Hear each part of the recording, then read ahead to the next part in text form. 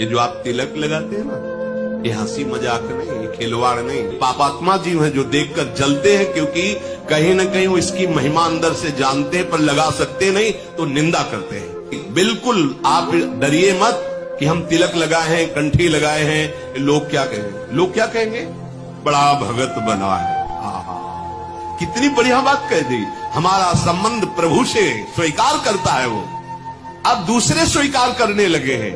पहले तो था कि हम ही नहीं स्वीकार करते थे, अब दूसरे कहने लगे बड़ा भगत बनता है प्रभु का। नहीं, चंदन लगाने से भगत दिखावटी क्यों करते हो? वो जल रहा है बेचारा, उसकी तुम्हें धुआं नहीं नजर आ रहा उसके अंदर से, वो जल रहा है।